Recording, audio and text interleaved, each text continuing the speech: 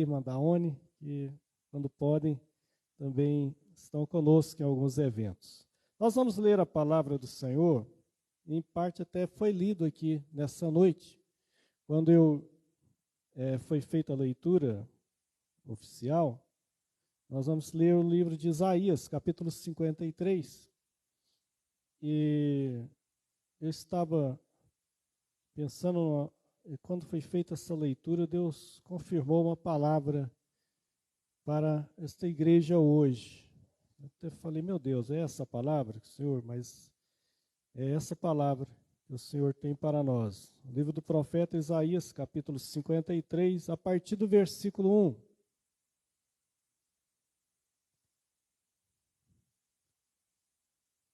Ele diz assim: quem creu em nossa pregação? E a quem foi revelado o braço do Senhor?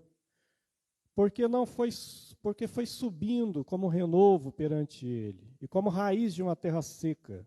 Não tinha aparência, nem formosura, olhando-nos, mas nenhuma beleza havia que nos agradasse. Era desprezado, e o mais rejeitado entre os homens, homem de dores, e que sabe o que é padecer. E como um de quem os homens escondem o rosto, era desprezado, e dele não fizemos caso. Certamente ele tomou sobre si as nossas enfermidades e as nossas dores. Levou sobre si, e nós o reputávamos por aflito, ferido de Deus e oprimido. Mas ele foi transpassado pelas nossas transgressões e moído pelas nossas iniquidades. O castigo que nos traz a paz estava sobre ele, e pelas suas pisaduras fomos sarados. Todos nós andávamos desgarrados como ovelhas, cada um se desviava pelo caminho, mas o Senhor fez cair sobre ele a iniquidade de nós todos. Ele foi oprimido e humilhado, mas não abriu a boca. Como cordeiro foi levado ao matadouro, e como ovelha muda perante os seus tosqueadores, ele não abriu a boca. Por juízo opressor foi arrebatado, e de sua linhagem quem dela cogitou? Porquanto foi cortado da terra dos viventes, por causa da transgressão do meu povo ele foi ferido. Designaram-lhe sepultura com os perversos, mas com o rico esteve na sua morte, posto que nunca fez injustiça, nem dolo algum se achou em sua boca. Todavia, ao Senhor agradou moê-lo, fazê-lo enfermar, quando der ele a sua alma como oferta pelo pecado, verá a sua prosperidade e prolongará os seus dias. E a vontade do Senhor prosperará nas suas mãos. Ele verá o fruto do penoso trabalho de sua alma e ficará satisfeito. O meu servo, o justo, com seu conhecimento justificará muitos, porque as iniquidades deles levará sobre si. Por isso, eu lhe darei muitos como a sua parte. Como os poderosos repartirá ele os despojos, porquanto derramou a sua alma na morte. Foi contado com os transgressores, contudo, levou sobre si o pecado de muitos, e pelos transgressores intercedeu. Amém. Pode tomar assento. Muito obrigado.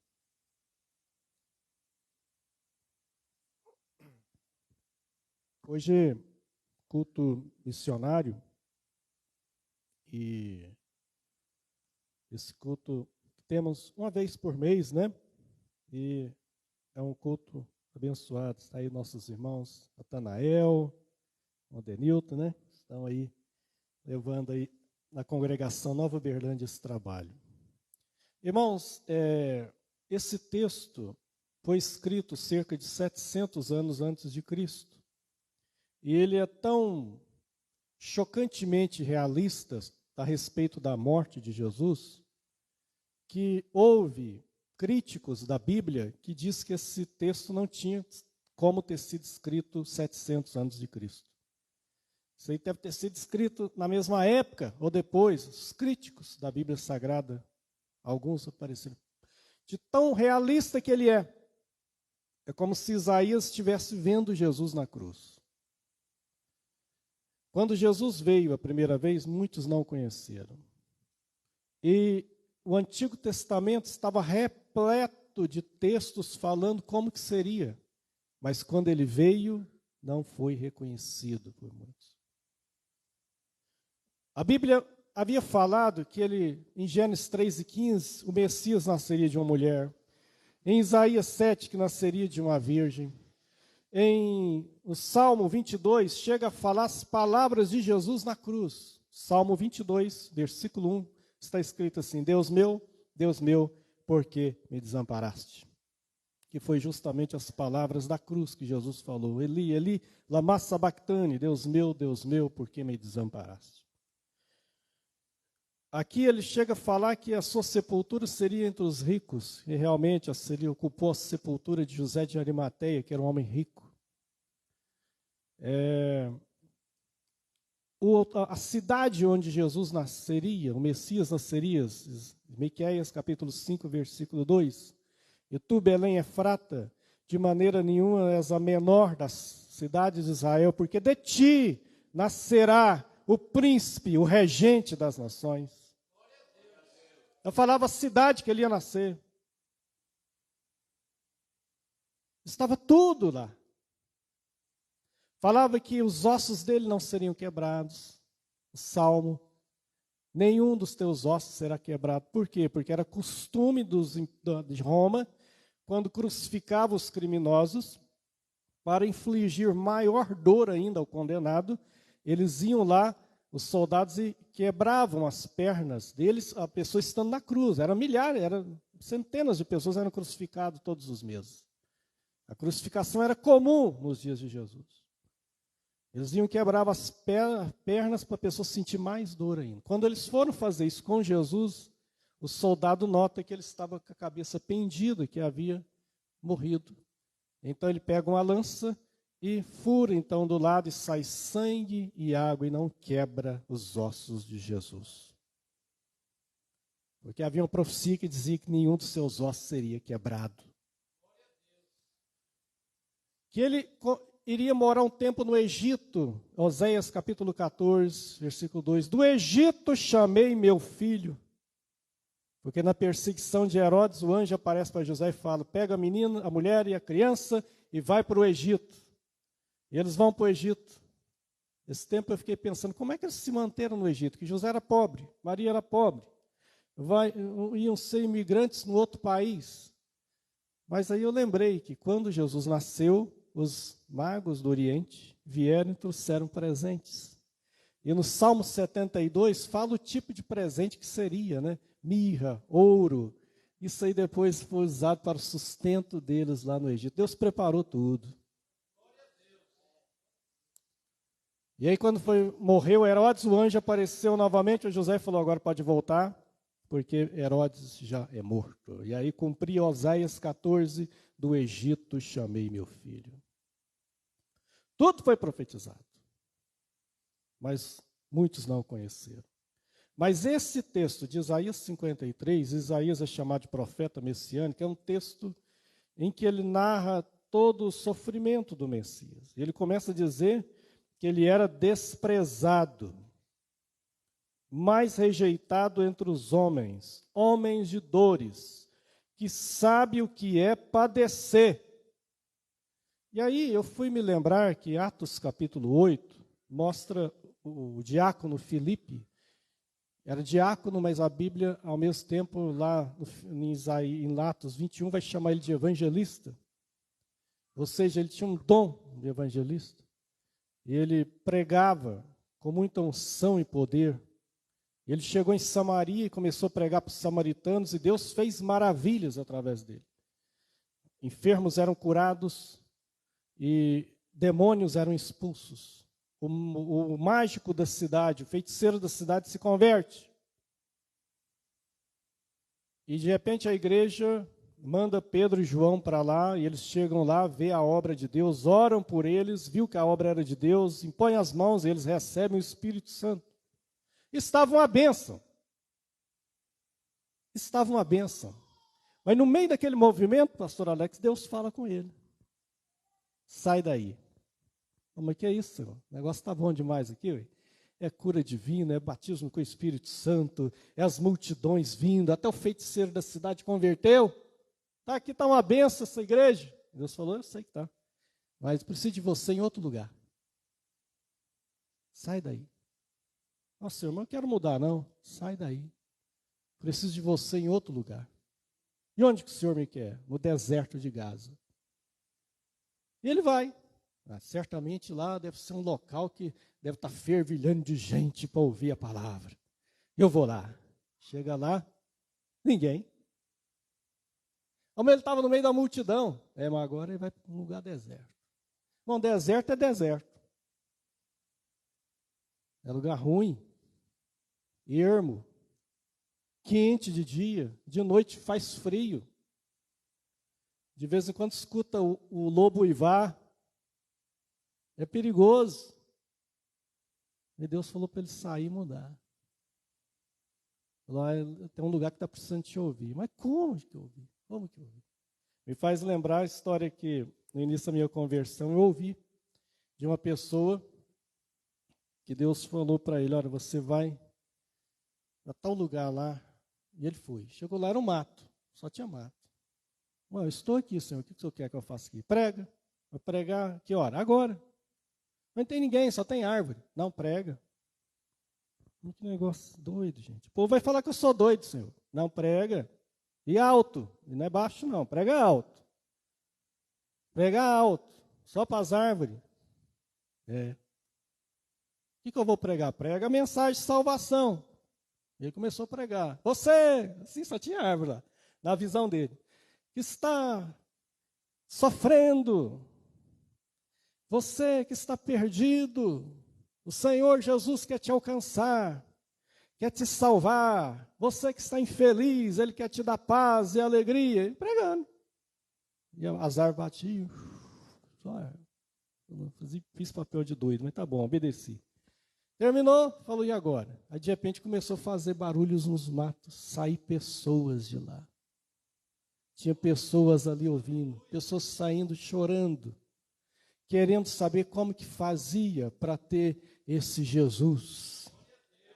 Filipe fez mais ou menos algo parecido, chegou lá no deserto.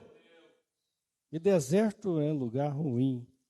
Mas sabe, todo grande personagem da Bíblia passou por uma experiência de deserto. Todos. O deserto é a escola de Deus, é o seminário de Deus. E quem matricula a gente nessa escola é o próprio Deus. É Ele que te matricula. Você está matriculado, tá? O livre espontânea pressão. Mas como? É para te ensinar. Moisés foi matriculado nessa escola. Ele quis fazer as coisas do jeito dele. Eu sou o príncipe do Egito. Aqui eu faço e acontece. Chegou a hora de eu agir. Vou fazer as coisas de Deus. Chegou e matou um egípcio e achou que estava fazendo. Teve que fugir.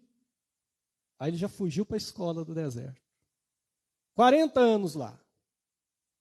Aí a Bíblia diz em Atos 7 que ele era poderoso em palavras e obras. Criado em toda a ciência do Egito. Mas agora 40 anos lá. Ao final dos 40 anos, quando Deus fala, vai livrar o meu povo, ele fala, não, eu sou pesado de língua. Mas antes ele era poderoso em palavras, quer dizer, ele era bom de falar, mas agora ele desaprendeu até a falar. Só ficava com ovelha, do sogro. Não era mais rico. Senhor, agora não. Ô Senhor, o Senhor está querendo que eu vou lá falar com o faraó? Agora estou mais velho. Quando eu era novão, todo forte, estava com conhecimento militar na cabeça, tinha tudo, eu quis fazer, não deu certo, e agora que eu não sou um João ninguém agora, nem falar eu sei mais, Deus falou, não, é agora que você serve, agora você vai mesmo, naquela época você não servia mesmo, naquela época você estava muito cheio de si, cheio de você, do seu saber, da sua força, agora você esvaziou do seu eu, agora eu posso te encher com o meu espírito. Agora você vai fazer sinais lá. Eles não vão crer, não, eles vão crer. E o faraó não vai deixar, ele vai deixar. Porque eu vou ferir os deuses do Egito. Porque cada praga do Egito era um deus que eles adoravam. E Deus falou: eu vou ferir os deuses do Egito. Moisés foi matriculado nela, saiu dela com louvor. Elias foi matriculado nela. João Batista foi matriculado nela. Saiu dos desertos para pregar no Rio Jordão. E sabe quem Deus matriculou? O seu próprio filho. Depois do batismo de João, Jesus vai para o deserto, 40 dias e 40 noites. E lá ele é tentado pelo diabo. E lá ele responde ao diabo somente com uma palavra só. Está escrito, está escrito, está escrito. Só com a palavra de Deus.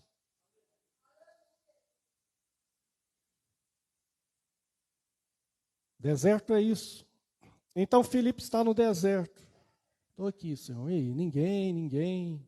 E de repente ele escuta um barulho de longe. E o barulho vai aproximando. Era uma carruagem. Uma carruagem oficial de um governo, o governo da Etiópia. E você pensa que a Etiópia, da época dos dias dele, não tinha nada a ver com a Etiópia de hoje. Você pensa num país pobre? Não, na época dele, a Etiópia era um país próspero, era uma das nações mais prósperas da África. Quem estava no carro oficial era o ministro da fazenda da Etiópia, o chefe dos tesouros da rainha da Etiópia. Um homem rico, mas tinha um detalhe naquele homem. Ele era eunuco. O que significa isso? Eunuco, às vezes, significava oficial do rei ou da rainha, mas também eunuco significava outra coisa. O eunuco era uma pessoa castrada. Era um homem castrado. Era um homem mutilado sexualmente. Era um homem que não podia casar. Era um homem que não podia ter filhos. E mesmo ele sendo um homem importante, um ministro, e rico, provavelmente, esse homem carregava dentro de si as marcas de tudo aquilo que ele era. Ele era um eunuco. E ele estava lendo esse capítulo que eu li aqui para vocês agora. Ele estava vindo na carruagem lendo isso aqui, esse texto. Não no formato que a gente está aqui, porque não tinha imprensa na época. Ele lia rolos, a Bíblia era em formato de livros e rolos. E ele estava lendo, ele estava vindo de Jerusalém, ou seja, ele temia o Deus de Israel, e estava lendo esse livro. E eu creio que esse texto aqui falou muito no coração dele. Era desprezado, humilhado. Quantas humilhações aquele homem não deve ter sofrido na vida. Quantos desprezos ele não sofreu na vida. Porque eles eram muitas das vezes usados para guardar o harém das concubinas do rei. E se você ler Deuteronômio no capítulo 23, do versículo 1 ao 3, vai falar que algumas pessoas estariam excluídas das assembleias do Senhor em Israel. E lá vai falar que o mutilado sexualmente estava excluído, Deuteronômio capítulo 23, versículo 1. E Deuteronômio capítulo 23, versículo 3, fala que o estrangeiro também estaria excluído, o moabita e o amonita estariam excluídos da Assembleia do Senhor. Não poderiam fazer parte da congregação do Senhor. Mas, em Isaías, capítulo 56, no versículo 3, Deus começa a quebrar no Antigo Testamento mesmo isso aí. Ele começa a dizer: não fale o estrangeiro que se houver chegado ao Senhor, dizendo: Senhor, com efeito me separará do seu povo. Nem tampouco diga ao eunuco: eis que eu sou uma árvore seca.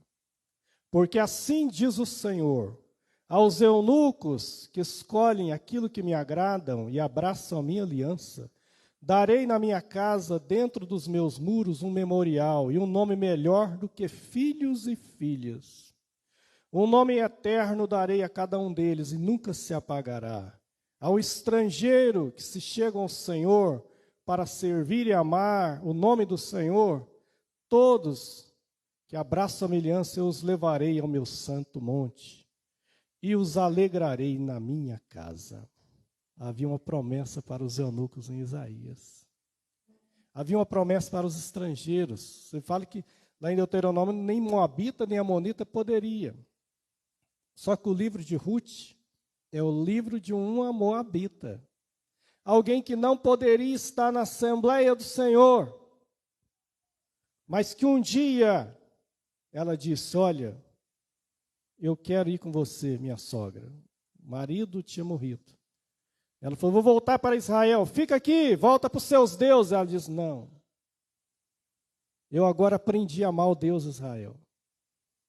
Quero ir com você. Não tem nada para você lá, minha filha. Não, eu quero ir. Onde você for, eu vou. Onde pisares, pisarei eu. Onde morares, morarei eu. O seu povo será o meu povo. O seu Deus será o meu Deus. Havia uma proibição, mas aquela mulher, com o desejo de servir a Deus, quebrou aquilo em nome do Senhor. E quando ela chega lá, Deus prepara um marido para ela, que resgata ela. E o termo foi esse, resgata ela. E Boaz simbolizava ali Jesus, que é o nosso resgatador. E mais, ela tem um filho que chama Obed, que é pai de Jessé, que depois é pai de Davi. E de Davi vem a linhagem de Jesus Cristo. Ela entra na linhagem do Senhor. O estrangeiro agora podia se chegar ao Senhor. Em Isaías, meu Deus falou, o estrangeiro vai chegar. O moabita agora vai chegar, porque Ruth chegou, Raabe chegou, elas eram estrangeiras. E o eunuco também. E agora esse eunuco está ali, indo no deserto. Mas ele não estava entendendo. Ou bem que pudesse alguém me explicar o que é isso. O que é essa palavra? E Deus falou, Felipe, vai lá para o deserto. Não tem ninguém, vai lá para o deserto. Tem alguém para te ouvir lá. E de repente passa aquele carro oficial diante dele, o Espírito fala, junta-te a esse carro. Ele começa a correr. E o carro está andando, ele começa a correr do lado. De repente o homem, aqui, alguém fala para o eunuco, meu senhor, tem um cidadão correndo ali, sabe que é ladrão? Está do lado aqui do carro, correndo, feito um doido, nesse deserto. Ele olha, o cidadão está lá. E Felipe lá, correndo do lado. E ele lendo, olha. Mas será que é ele que vai poder me explicar? Ele fala, e Felipe gritou, você está entendendo o que está lendo aí? Ele responde, o que eu vou entender se não tem quem me explica? Ele fala, eu posso te explicar. Ele, para o carro, parou o carro. Felipe todo suado, eu fico vendo ele. Entra aqui. Ele entra, senta de frente daquele homem. O que você está lendo? Eu estou lendo esse texto aqui. Ele lê esse texto que eu acabei de ler para vocês agora mesmo. Por favor, me explica. Ele está falando dele mesmo ou ele está falando de outra pessoa? E a Bíblia diz que Filipe abriu a boca e começou a pregar Jesus. Começa a pregar Jesus. Para aquele eunuco. Aquele homem que nem poderia estar na Assembleia dos Santos, na Assembleia do Senhor, de acordo com Deuteronômio, mas que em Isaías 56 Deus falou, aqueles que quiserem se chegar a mim, eu vou lhe dar um nome eterno. Eles não podem ter filhos, mas vão ter um memorial diante de mim. Eu vou alegrar eles na minha casa. Tinha uma promessa para os eunucos. E agora Filipe começa a pregar. Começa a pregar.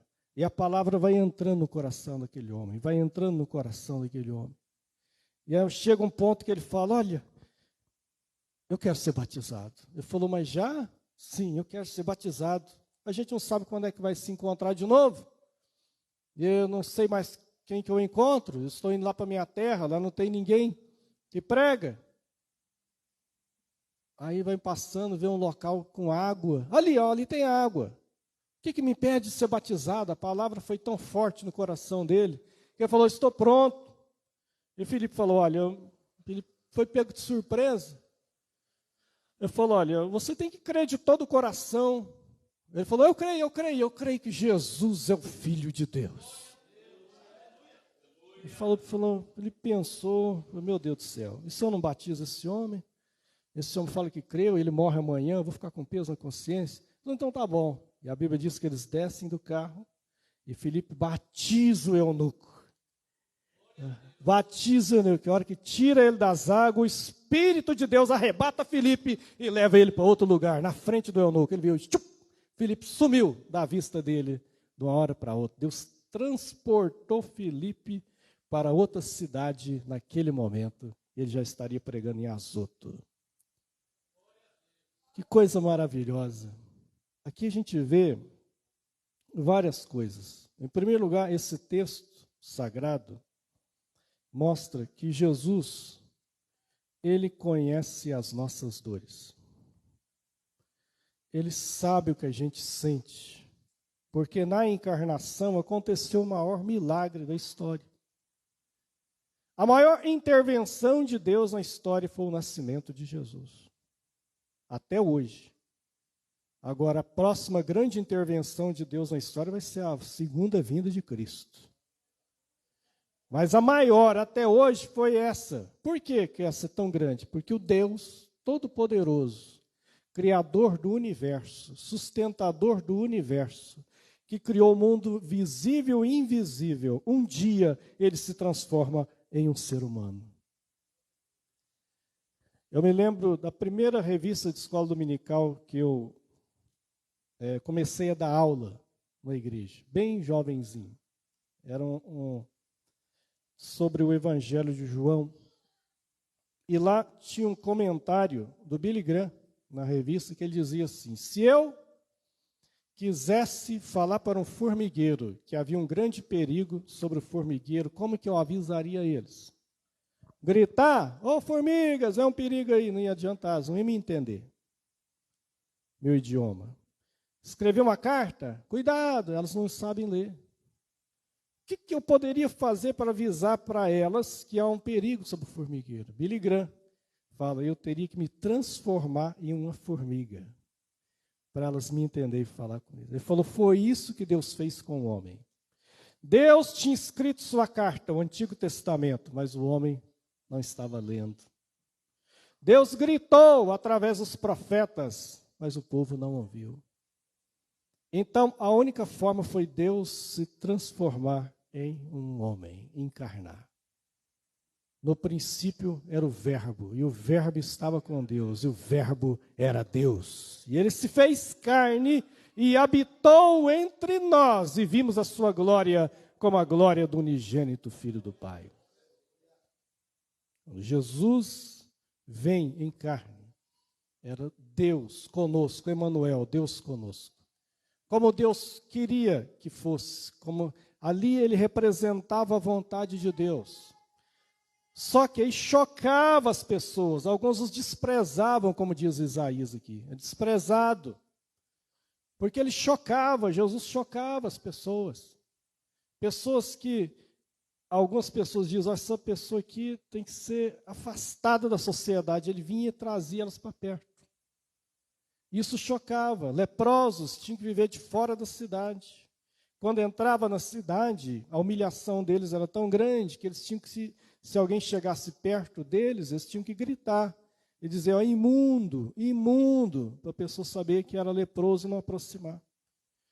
Quando Jesus chega e vai começar o seu ministério, a Bíblia diz que um leproso veio a ele. E Jesus começa a aproximar na direção do leproso. Eu creio que o leproso pensou, esse homem não sabe que eu sou leproso, deixa eu identificar. Imundo, imundo, mas Jesus continua a aproximar dele. E ele grita, imundo, e Jesus continua a aproximar. E a hora que chega perto dele, alguém certamente fala, esse é o profeta de Nazaré. Então ele diz para Jesus, se o Senhor quiser, o Senhor pode me tornar limpo. E Jesus não somente diz, mas ele toca. Jesus diz, quero ser limpo, e toca no homem. E a hora que ele toca no homem, o homem é limpo da sua lepra naquele instante. O Verbo se fez carne. Uma mulher que tira água do poço meio-dia, sendo que as mulheres tiravam água do poço bem cedinho, porque o sol era forte meio-dia. porque ela não podia tirar em outro horário, porque ela era falada na cidade. Ela tinha tido 5 casamentos e agora vivia com outra pessoa. A fama dela na cidade era certamente a tomadora de marido dos outros. Então, quando ela andava na rua, ó, cuidado. Então, ela ia num horário que ninguém podia ir. Ela devia ser bonita, porque casou quantidade de vezes. E chega lá, Jesus já está no poço esperando ela. Mandou os discípulos comprar comida. Um homem e uma mulher no Oriente jamais ficariam sozinhos. E quando ela chega, Jesus fala, por favor, você me dá um pouco d'água? Ela fala, o senhor é judeu, eu sou samaritana, nossos povos não se comunicam. Ele falou, não, eu só quero um pouco d'água. Eu sou samaritana. Ele fala, se você soubesse quem é que te pede água, tu é que me pedirias, eu te daria água que jorra para a vida eterna.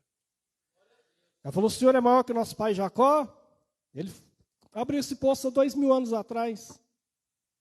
E Jesus fala, a água que eu lhe der, quem bebe dessa água aqui torna a ter sede. Mas a que eu tenho para oferecer, quem beber nunca mais terá sede.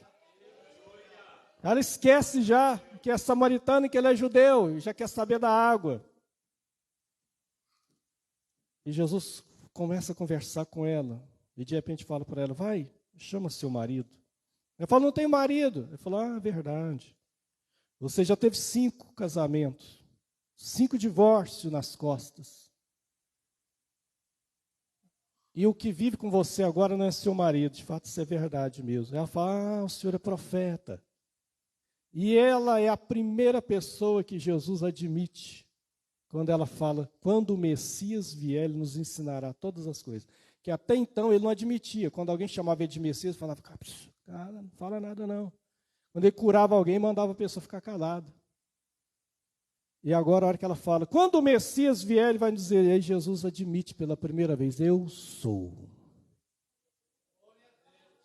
Para aquela mulher. E ela sai gritando na cidade, eu achei o Messias, eu achei o Messias. E alguém fala, mas como? Eu achei o Messias, eu achei o Messias. E aquela mulher que era tão falada de mal na cidade, agora se transforma na maior missionária da cidade. Jesus havia mudado o status dela, de mulher mal falada para missionária de Samaria. O verbo se fez carne, ele muda as coisas. No entanto, pessoas que às vezes se achavam tão santos, Jesus os repreendia quando eles desprezavam as pessoas. Censurou duramente os fariseus, mas abraçava os publicanos. Não que ele concordava com o pecado deles. Jesus não concorda com o pecado. Ele ama o pecador, mas não concorda, abomina o pecado.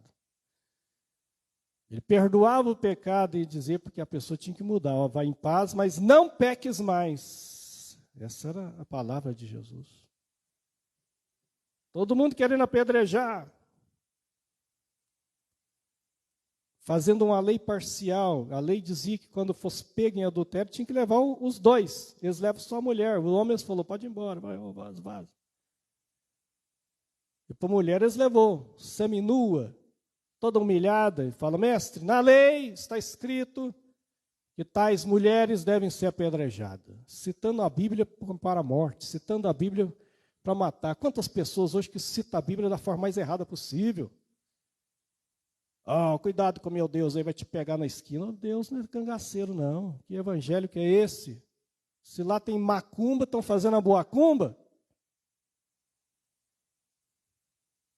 Isso não é o Jesus da Bíblia. Vamos, dá a sua opinião. Se Jesus fala, apedreja, eles entregavam ele na hora para Pilatos e diziam, olha, ele ordenou a pena de morte, só Roma pode ordenar. Se ele fala, liberem ela, eles diziam, olha, ele é conivente com o pecado. Mas Jesus só fica escrevendo na areia. E levanta os olhos e fala, quem tiver aí sem pecado, pega pedra, que é o acusador que tinha que lançar a pedra. E atira a primeira pedra. E de repente, um pegava a pedra, ia tentar lançar, mas pensava. Não. O outro ia, de repente começaram a largar as pedras, e alguém chegava para o outro e dizia, olha, é o seguinte, está na hora das minhas orações, eu vou ter que sair mais cedo, mas depois você me conta aí como é que foi o resultado. Saía pela tangente. Pegava o outro, olha, eu tenho um compromisso de família agora, eu não vou poder ficar, mas depois você me conta aí como é que foi e tal. E vai saindo, e foi saindo, saindo, saindo. E Jesus levanta os olhos, só está a mulher. Filha, cadê os seus acusadores? Mulher, qual os teus acusadores? Não tem, ficou ninguém. Nem eu também te condeno. Vai em paz, mas não torna mais nesse erro. Não peques mais. Não é convivente com o pecado, mas ama o pecador. Só Jesus faz essas coisas. Quantas vezes a gente vê o evangelho ser citado da maneira mais distorcida hoje? Porque a Bíblia, se ela for mal interpretada, ela pode ser a mãe de todas as heresias. Mal interpretada. O que a gente está vendo hoje no Brasil é algo absurdo que anda sendo feito. Distorcendo a palavra de Deus. O evangelho é Jesus.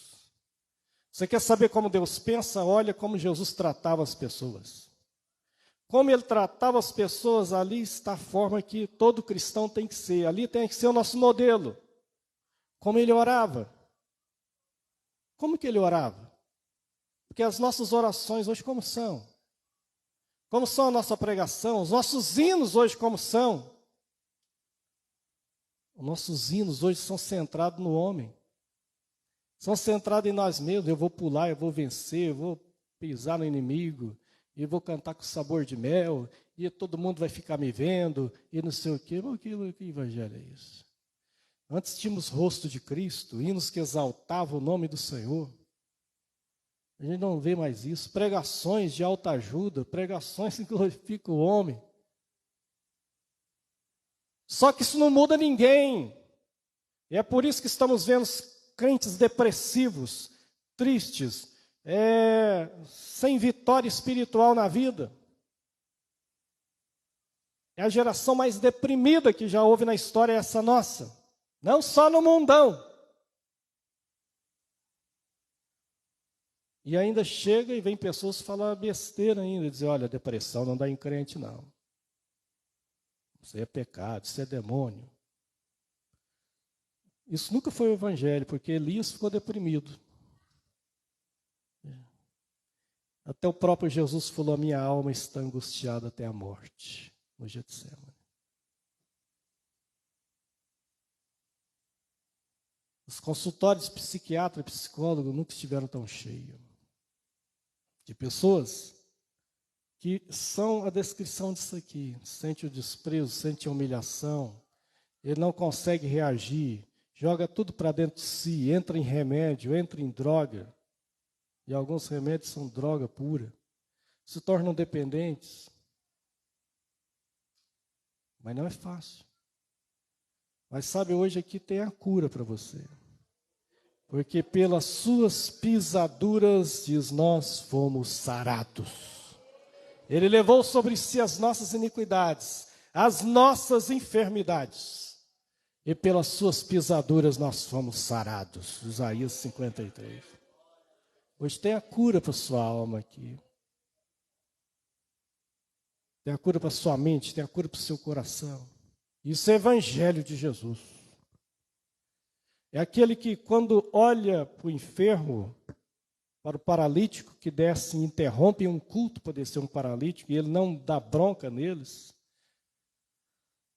Ele poderia, né? Vocês estão atrapalhando aqui o culto, a pregação. Ele está pregando e estão tirando o telhado em cima, olha a cena, e descendo uma pessoa. E Jesus vai no culto. E a hora que chega, Jesus olha para aquele homem e diz, filho, perdoados são os teus pecados. Morreu, era paralítico. Mas Jesus estava olhando primeiro a alma dele. Primeiro ele precisava de uma cura interior, para depois a cura exterior. Tem muita gente que está enfermo hoje no corpo, porque ele está enfermo na alma primeiro. Quantas pessoas que nem são doentes fisicamente, mas eles são doentes na alma, doentes na mente. Eles têm mania de doença.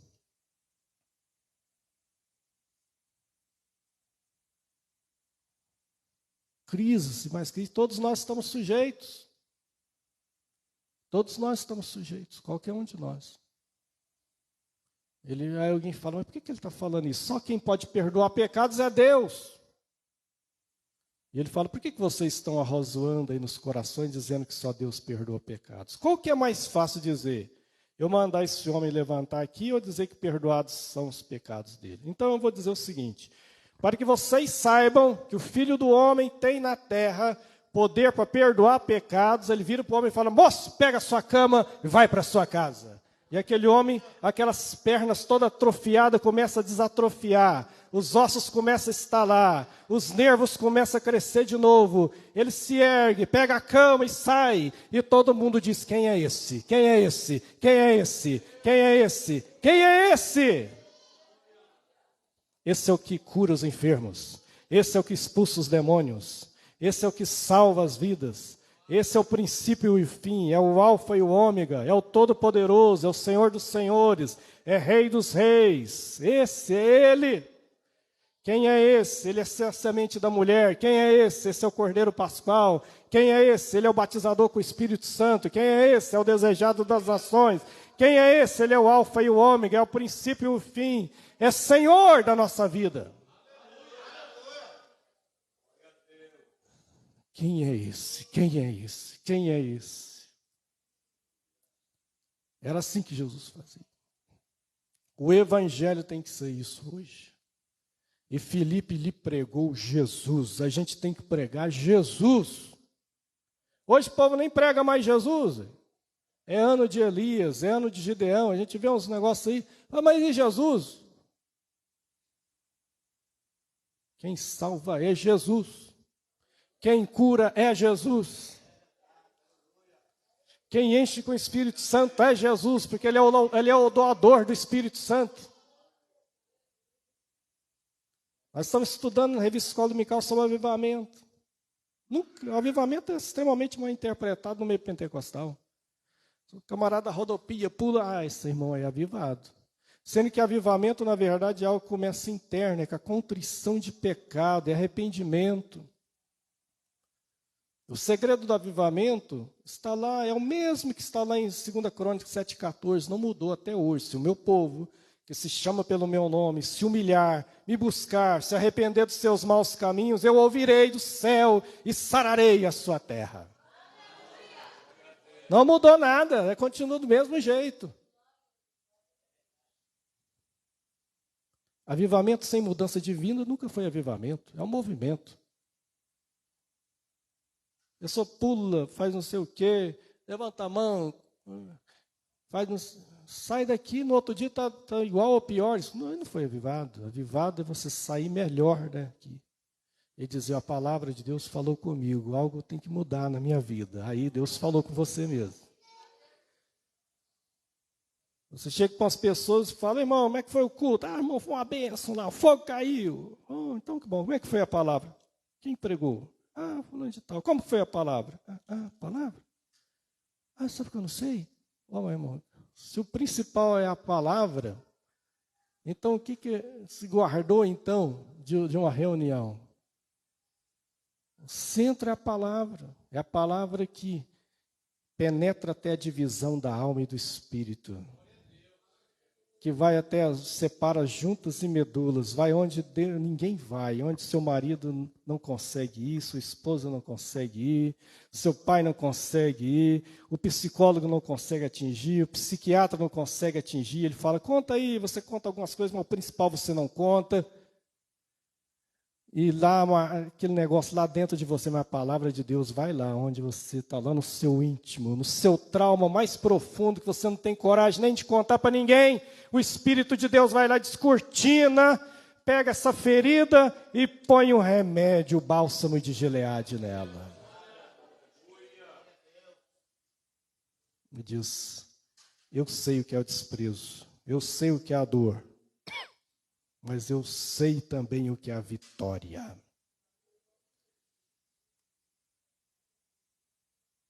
Isaías 53 é uma palavra viva para nós hoje. E você, além de viver ela, tem que compartilhar ela. Talvez tenha alguém no deserto precisando ouvi-la. Alguém que está lendo, mas não está entendendo. E às vezes isso implica em mudança de atitude, às vezes até de lugar, em algumas vezes. Porque você é o Felipe hoje, que vai falar para os eunucos de hoje, pessoas dessa geração. Pessoas que aparentemente parecem que estão bem, mas não estão bem. E carrega coisas dentro dele terrível. E você tem que dizer, olha, o Senhor vai quebrar as suas ataduras. O Senhor vai tirar o seu cativeiro. Chegou o tempo de cantar. Chegou o tempo de louvar. Chegou o tempo de Deus mudar a sorte da sua vida. Posso orar, pastora? Posso orar? Eu vou convidar a irmã Marli da ONI para preparar um louvor, para estar louvando o Senhor, enquanto nós vamos estar orando aqui para os irmãos. Eu não sei se tem alguma pessoa para decidir por Cristo nessa noite. Você que ainda não é evangélico, gostaria de tomar uma decisão pelo Senhor Jesus nessa noite. Eu te convido, alguém que está do seu lado, te convidar para vir aqui, nós orarmos por você. Alguém que às vezes distanciou por uma razão ou outra. O importante é que você está aqui hoje. Deus está falando no seu coração, Deus está te dizendo que te ama, que quer fazer algo em seu favor. Porque o avivamento, só quem produz é Deus. A única coisa que a igreja pode fazer é buscar, se arrepender. Agora, quem faz ele é Deus. Quem batiza é Ele. Quem cura é Ele. A gente apenas transmite a palavra do Senhor. O pastor já nos autorizou, vou pedir aos irmãos que se coloquem de pé, então.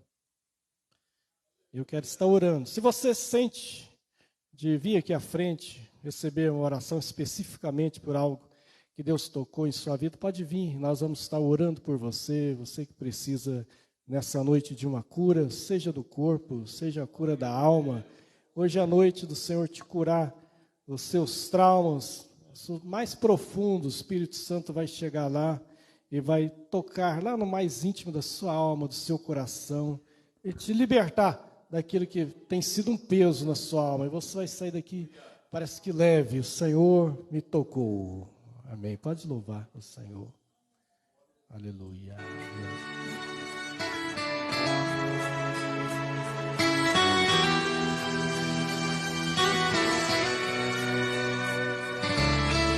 Estamos numa noite de libertação. O Senhor está aqui para libertar. Louvado seja. Não fique com vergonha. Pode vir, venha.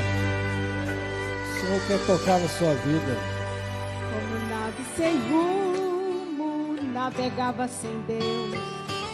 Era um prisioneiro dos pecados meus. Como um barco à deriva no meio do mar. Só fazia chorar.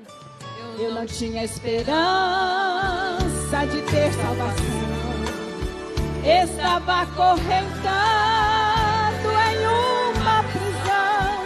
Parecia que o sol não brilhava pra mim. Era um pesadelo que não tinha fim.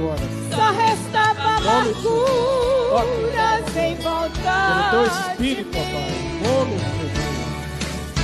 Quando ele chegou, foi dizendo assim: vai curando, nesse seu sofrimento eu vou pôr um fim. Em nome de Jesus me tomou pela mão e me disse: estás livre.